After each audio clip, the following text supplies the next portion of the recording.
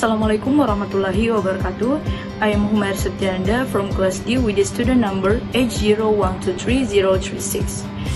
Here I will explain about psycholinguistic to fulfill my assignment, which is given by Mrs. Nirma Paris as the lecture of Introduction to Linguistic. Okay, let's start it. Psycholinguistic is a branch of science that studies the relationship between language and the mental process that occur in the human brain. Specifically, psycholinguistic investigates how individuals acquire, process, and produce language, as well as how various psychological factors affect language ability. It covers various aspects, including language processing, language development, language disorder, and language learning.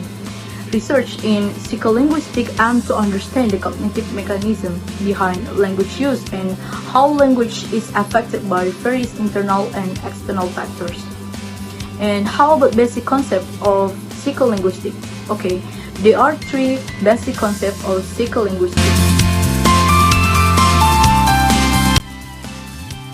Okay, what about basic concept of psycholinguistics? Okay, there are four basic concepts.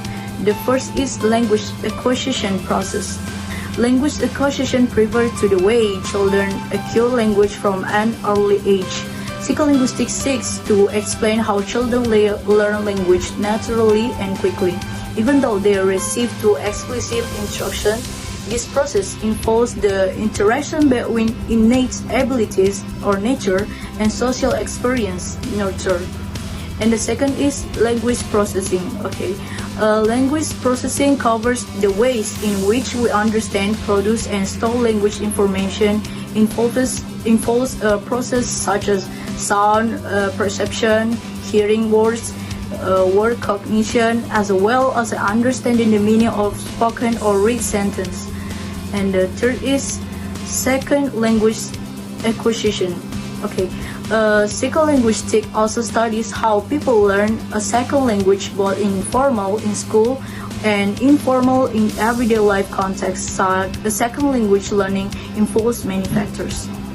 And the fourth is language disorder. Okay, psycholinguistics not only studies language under normal condition, but it also how disorder and abnormalities in the language process occur. Okay, next is psycholinguistic applications. The first is language education and teaching. The knowledge of psycholinguistics can be applied in language teaching, be it a mother tongue or second language. For example, an understanding of how children acquire language can assist teachers in designing more effective teaching methods. And the second is language therapy. In the health field, psycholinguistics is also used to help people with language disorders such as aphasia. Psycholinguistic-based language therapy aims to help individuals recover their language skills after suffering brain damage or other disorder. And the third is artificial intelligence. Research in psycholinguistics has also contributed to the development of artificial intelligence, particularly in the field of natural language processing, or with NLP.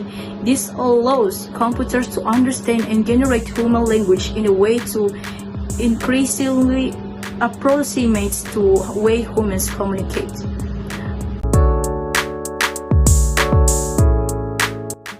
And the last is conclusion. Psycholinguistics is a very important field of science as it provides deep insight into the ways humans interact with language and how language affects our daily lives. By understanding the process of language acquisition, processing, and performance, we can develop more effective methods in language teaching, language therapy, as well as application in technologically.